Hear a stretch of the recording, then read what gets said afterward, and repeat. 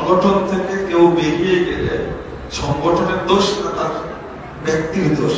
একটা লোক 9টা বিয়ে করেছে, কিন্তু বউ থাকে, বউ ডিভোর্স দিয়ে চলে যায়। তো লোকটা কি বলছে, আমি কি তালাক দিছি, ওরাই আমাকে তালাক দিয়ে চলে গেছে, দোষটা আমার না ওদের। যে 300 জন মুনাফিক বের হয়ে এসেছিল, রাসূল সাল্লাল্লাহু আলাইহি ওয়াসাল্লাম কিন্তু কাউকে বের করে দেন নাই। যেই 300 জন মুনাফিক সেদিন বের হয়ে আসলো, সেই 300 জন মুনাফিকের দোষ না এই সংগঠনের খেয়ে, সংগঠনের পরে সবকিছু করে আজকে যখন নিজের আতে ঘা লেগেছে, স্বার্থে আঘাত লেগেছে, তখন আপনি সংগঠনকে ভেঙে ফেলার জন্য। আত্মাহারিক টিভি, ওহির আলোয় উদ্ভাসিত জীবনের জন্য। আহলে হাদিস আন্দোলনকে নস্যাৎ করার জন্য আরো একটা বক্তব্য দেওয়া হচ্ছে বর্তমানে।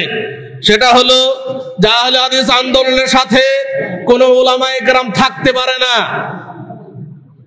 সবাই বের হয়ে যায়। এবং তারা বলতে চাচ্ছে যে যারা বের হয়ে যায় তাদের দোষ, নাকি যে বের করে দেয় তাদের দোষ, এটা বলতে চাচ্ছেন। আবার বলছেন, উদাহরণ পেশ করছেন যে একজন ব্যক্তি 9টা বিয়ে করেছে, বউ কি করে, বউ চলে যায় আরেকটা বিয়ে করে, 9টা বিয়ে করেছে। তো বলছে, তুই এত জ্বালাস কেন, তোর দোষেই তো বউ চলে যায়। তো বলেছে, না আমি তো বউ একটাও তালাক দেই না, তারা নিজেরাই চলে যায়, আমার কি দোষ। এই উদাহরণ পেশ করছে, দিয়ে প্রমাণ করতে চাচ্ছে যে আসলে যারা চলে যায় তাদের কোনো দোষ নেই, যেখান থেকে চলে যায় তাদেরই দোষ, তাদের দোষের কারণে চলে যায়। সম্মানিত উপস্থিতি, প্রথমে একটা বক্তব্য যিনি এই বক্তব্য দিয়েছেন, প্রথম বক্তব্যে তিনি বলেছেন যে বের করে দেওয়া হয়েছে কে, বিভিন্ন উলামায়ে কেরামের নাম করে বলা হয়েছে, এনাদেরকে বের করে দেওয়া হয়েছে। আমি বলবো যিনি বলেছেন এইটা এনাদেরকে বের করে দেওয়া হয়েছে, তিনি চরম মিথ্যাবাদী। এই মিথ্যার জন্য আল্লাহর কাছে তাকে জবাব দিতে হবে। কাউকে বের করা হয় না, সংগঠন কখনো চায় না একজন কর্মী বের হয়ে যাক। এটা সংগঠন, কোন সংগঠনই চায় না, কোন সংগঠনই চায় না যে কোন যোগ্য কর্মী সংগঠন থেকে বের হয়ে যাক। সবাই তো কর্মী ধরে রাখার জন্য প্রচেষ্টা চালায়।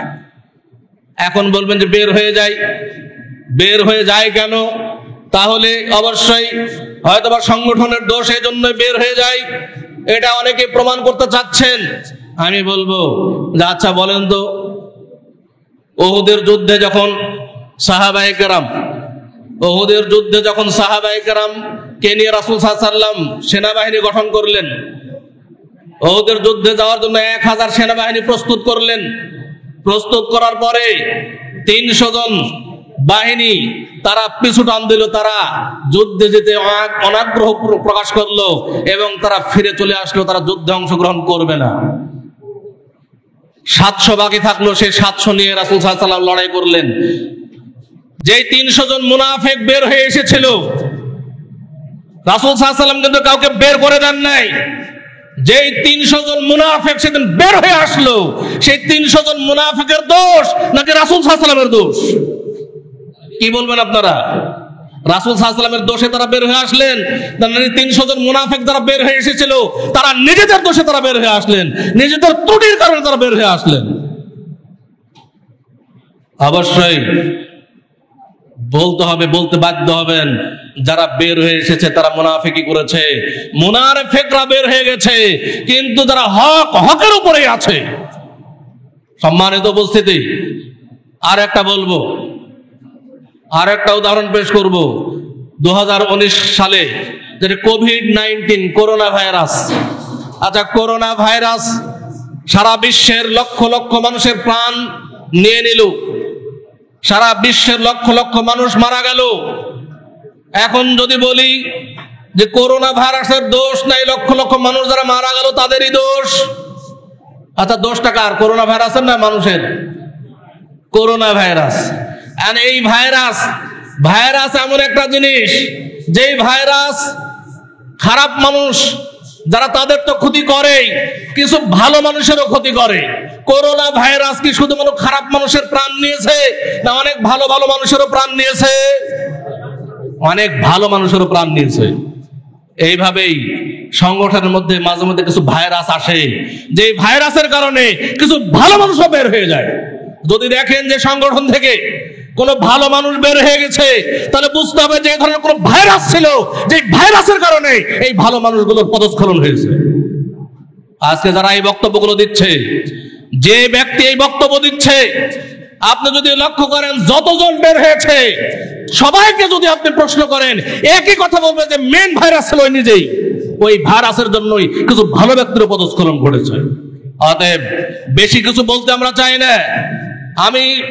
আমরা সাবধান করে দিতে চাই যে যা বলবেন সতর্ক হয়ে বলবেন, নিজের তাকওয়া ঠিক রেখে বলবেন, মিথ্যার আশ্রয় নেবেন না। যা বলেছেন অত্যন্ত অন্যায় কথা বলেছেন, এই অন্যায়ের জন্য নিজে তওবা করে ফিরে আসা দরকার। এই সংগঠনের মাধ্যমেই আপনার এত বড় উন্নতি হয়েছে। এই সংগঠনের খেয়ে, সংগঠনের পরে সবকিছু করে আজকে যখন নিজের হাতে ঘা লেগেছে, স্বার্থে আঘাত লেগেছে, তখন আপনি সংগঠনকে ভেঙে ফেলার জন্য, সংগঠনকে নস্যাৎ করার জন্য আপনি বিভিন্ন পন্থা অবলম্বন করছেন। আল্লাহ কিন্তু সব দেখছে, আল্লাহর খাতায় সব লিপিবদ্ধ হচ্ছে। অতএব কিয়ামতের দিন আপনাকে জবাব দিতেই হবে। অতএব আমরা সবাই সতর্ক হই। আল্লাহ তাআলা আমাদের সবাইকেই তাকওয়া ঠিক রাখার জন্য তৌফিক দান করুন। আল্লাহ রাসূল সাল্লাল্লাহু আলাইহি ওয়াসাল্লাম বলেছেন, আত-তাকওয়া হা হুনা, তাকওয়া হচ্ছে এখানে, পরহেজগারিতা এখানে। অন্তর পরিষ্কার করতে হবে। যার অন্তর পরিষ্কার নেই, সে যতই সুন্দর তার দাড়ি হোক না কেন, আর যতই বড় বড় পাগড়ি হোক না কেন, যত লম্বা পোশাকই হোক না কেন, আর যত সুন্দর বক্তব্যই দিক না কেন, তার তাকওয়া ঠিক নাই, তার কোনো কিছুই ঠিক নাই। অতএব তাকওয়া ঠিক করা দরকার। আল্লাহ তাআলা আমাদের রমজান মাসে, এই পবিত্র রমাদান মাসে আমাদের তাকওয়াকে ঠিক করার জন্য তৌফিক দান করুন। আমিন।